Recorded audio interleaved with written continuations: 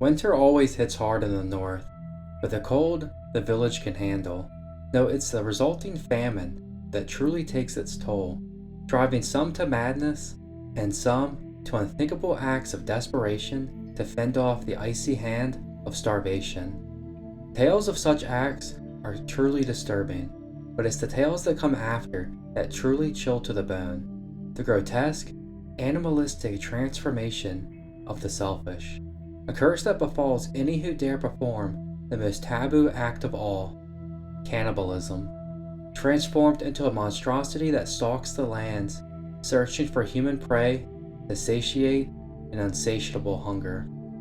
Hey guys, today's video is about the legend of the Wendigo, an old Native American myth that struck fear into the northeastern parts of North America. One that is still very much alive today in pop culture. You've probably seen this creature in some form or another, but it's been drastically altered throughout retellings. There's many variations of it, but we're going to try to focus on the old beliefs. But stick around, because later we're going to cover some really bizarre and disturbing real-life stories, horrific cases that bring this old myth to reality. And I'm going to tell you now, they get pretty messed up.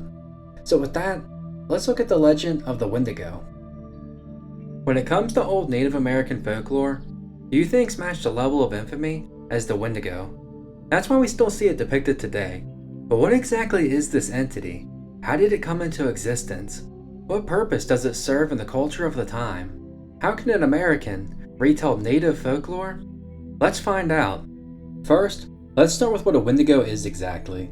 This being was a part of the beliefs of the native tribes, primarily the Algonquian, in the North Atlantic regions of North America, such as around the eastern side of Canada to the area surrounding the Great Lakes. Although its appearance has been altered throughout the years and can vary drastically, traditionally it is depicted as a humanoid being that has the appearance of death. Its gray-colored, rotten skin is so tight it's ripped, exposing the bones. It looks like it's decaying and smells like it too. It's hairless, or mostly, and is somewhat vampiric, with sharp teeth made more visible due to its lack of lips and unnaturally long tongue. Its head and face match the body, complete with inhumanly bright eyes. They possess unreal levels of strength, speed, and endurance, shrieking in the night as they hunt their human prey. You're pretty much screwed if you happen upon one. Considering its fixation on eating flesh, it may come as a surprise that it's incredibly lean, as if it suffers from starvation. The being looks as if it is dead and rotting for days or weeks. In some versions, it's more of a half deer, half wolf sort of a thing, and it's gigantic, bigger than any man, skinny with decaying skin and fur, including a head that's just a skull at this point, and of course, topped with antlers. Basically, you'll know one when you see one while hiking in the woods. In terms of what causes a Wendigo, the legend has many different variations, but typically, the Wendigo was once human, either possessed by a supernatural entity or transformed into this monster due to selfish acts, such as excessive greed or by gluttony. Speaking of gluttony, a main feature in tales about Wendigos is cannibalism. In many versions, when one consumes the flesh of another, it curses them into this primitive form. As a Wendigo, it will continue to kill and eat the flesh of humans, but it will never satiate its hunger. It will eat and eat and eat, but never get full, as if this form is a punishment for the selfish, gluttonous acts that led it to this form, never to have its hunger for more satisfied. Always appearing as if it is somehow starving. Pretty much the opposite fate of the gluttony victim from Seven.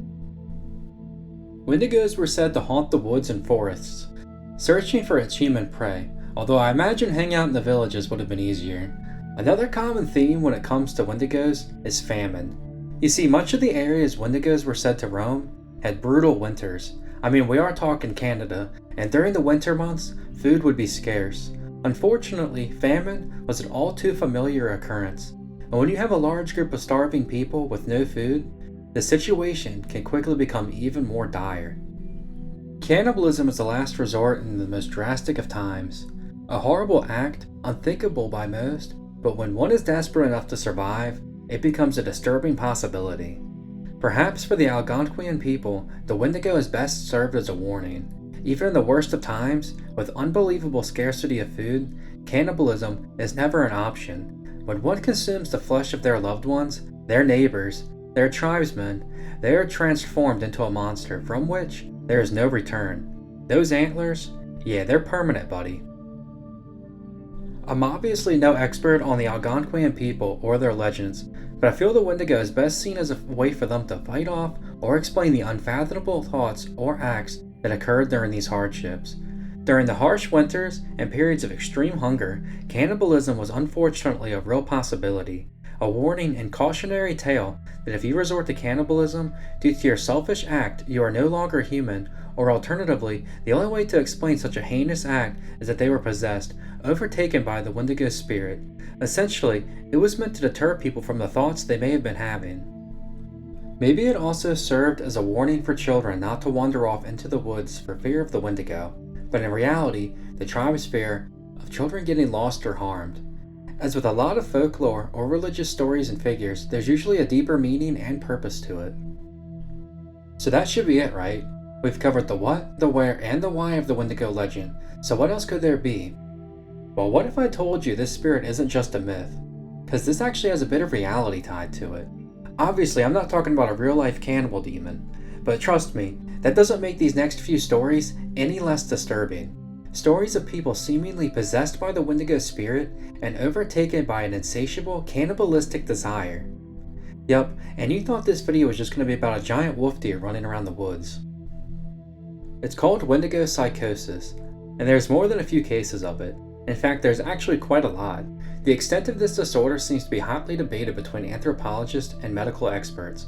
All the cases involve people who subscribe to the Algonquin culture and occur in their regions, and thus this disorder seems to be linked to both cultural and mental properties.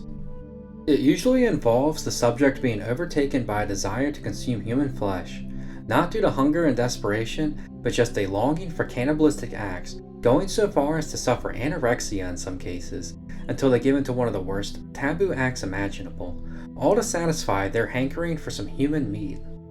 Often, the subject finds themselves fearing they are about to transform into a Wendigo and can't shake the thoughts of cannibalism, even when it comes to their family. Now I'm going to go into a couple of these stories, and afterwards we'll try to see what explanation we can find for this horrific phenomenon. I'm going to warn you now, this is going to get pretty graphic. Perhaps the most well-known and most well-documented case is that of Swift Runner, a Plains Cree trapper from Alberta, Canada. Tragedy would strike in the winter of 1878, as Swift Runner and his family, including his wife and 6 children, had to survive with little provisions in the secluded woods. Unfortunately, when spring came, Swift Runner was the only one who emerged into town, claiming the rest of his family perished from starvation or suicide. There was one problem the authorities had with this story, though. Swift Runner appeared perfectly healthy. He wasn't starved at all. The results of the investigation that followed is truly a terrible thing to imagine. When authorities reached the camp where the family had stayed, they discovered something they surely would never forget. Human bones were scattered about, snapped in half and hollowed out as if the marrow had been sucked out of them. Completing this disgusting display, they literally found a pot of human fat. Swift Runner had murdered, butchered, and eaten his entire family. When confronted, he claimed to be possessed by the Wendigo spirit and was driven to commit the heinous acts. Authorities didn't buy it, and it took only 20 minutes for the jury to sentence him to death. He became the first man ever hanged in Alberta. Still, maybe one of the most puzzling things about this case is that Swift Runner and his family were only about 25 miles from a trading post that would have had all the provisions they would have needed. I know what you're thinking, why didn't he just swiftly run to the store? Well, I can't really answer that. His own father-in-law apparently said that they were well within distance and knew the terrain. However, starvation likely did play some sort of factor there, as the eldest son actually died before the acts took place and was buried. But this body, the first death, was uneaten. Runner had decided to kill another to consume for some reason instead. But even with that may explain one murder to fend off starvation, but he killed and ate all 6 of the remaining family members. Runner was apparently known as a severe alcoholic, and a violent one at that. He was kicked out of the local police force of which he worked as a guide, but was also kicked out of the Cree tribe. After he had emerged from the woods that spring, he had stayed at a Catholic church, to which he would later convert before his death.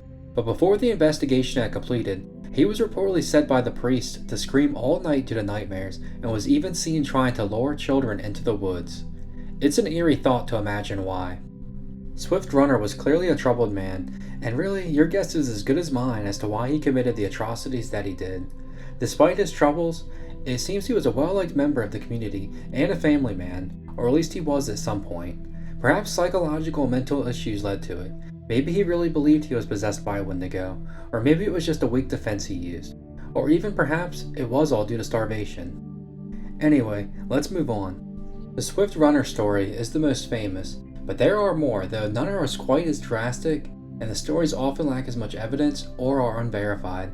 The first case I could find, and is said to have occurred in 1767, near Lake Superior, where a man ate 4 relatives and claimed he could not eat anything else as there was nothing like it, going as far as to suffer through anorexia due to a lack of human meat.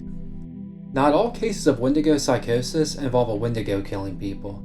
No, what about the flip side to that? What about someone killing Wendigos? Let me introduce you to renowned Wendigo hunter Jack Fiddler. As an Ontario native, born sometime in the 1830s or 40s, Fiddler was the chief and shaman for the local Sucker clan. And yeah, that's their name. As a shaman, Fiddler was the one tasked with killing Wendigos and preventing them from happening. Okay, so first things first, how do you kill a Wendigo? In many legends, if you come across a Wendigo, you don't stand much of a chance. Once they have their sights on you, they will quite literally destroy everything in their path to get to you. Perhaps you stand a better chance if you're to find one while it's hibernating, which they are said to do for long periods. Still, they are pretty much indestructible except for one weakness: silver. Stabbing and shattering its icy heart with a silver blade should do the trick. Then make sure to dismember or burn the body to prevent the Wendigo from coming back. Regardless though, the easiest way to take down a Wendigo and prevent its spread is to kill it in its early transformative stages, while it still remains partly human. When it comes to Wendigo prevention, Fiddler was apparently quite good at this, claiming to have killed 14 Wendigos and thus believed to be saving countless lives. Shamans, as a spiritual leader of sorts, were often looked to when it came to Wendigo legends. There were ceremonies that could be performed and potions that could be brewed, but the last and most effective resort was always the cold hand of death. Fiddler was no stranger to encounters with Wendigos, and he was asked by family members to kill loved ones. Sometimes, he was asked by the Wendigos themselves to end their lives before they lost their humanity to the spirit they believed was overtaking them. Apparently, his own brother had to be killed when he became a Wendigo. You see, at this time, the Sucker clan was allowed to pretty much follow their own laws and customs, but Canadian authorities would get involved in 1907 after they heard of a woman turned Wendigo that had been murdered. Choked by a piece of string by her own father-in-law and his brother, which happened to be Jack Fiddler. The two men would be arrested and charged with murder. Jack managed to escape captivity and took his own life when he hung himself on a tree outside. His brother was sentenced to death. There was a huge uproar from the indigenous people in the area who argued that he had been doing what the clan and community had deemed to be right. He had no knowledge of the laws to which he broke. Still, he would be sentenced to death, and any appeals proved to be too late. This trial pretty much directly led to the Canadian government overtaking the Sucker clan, which was one of the last self-governing tribes. So why do people suffer from this psychosis, believing themselves to be Wendigos, finding themselves craving human flesh, or knowing themselves doomed? Well, I think the best way to look at it is as a combination of cultural and social ideas mixed with an individual's underlying psychological state. It's clearly culturally related to that of the indigenous people in the area, and maybe these beliefs and religious ideologies were so strong that it is engraved into the way that they deal with these hardships. It probably also goes without saying that these people who committed these acts were not in a very mentally sound place. Cannibalism is seen as very taboo. Maybe some of these people had breaks from reality and coped with what is seen as one of the worst acts by believing themselves possessed by the visage of the Wendigo. But I'm not really the one who should be answering this. The legend of the Wendigo is one that runs very deep in its meaning. Native folklore is often overlooked, but is really a very rich one. I hope you enjoyed the discussion of the Wendigo, or at least found it interesting. If you did, check out my other video on another cultural phenomenon, the dancing plagues, where medieval people unwillingly danced themselves to death. Please remember to like and share the video, and of course subscribe to the channel. Let me know in the comments if I missed anything or what you guys thought about this legend. Thanks for watching. I'll see you next time.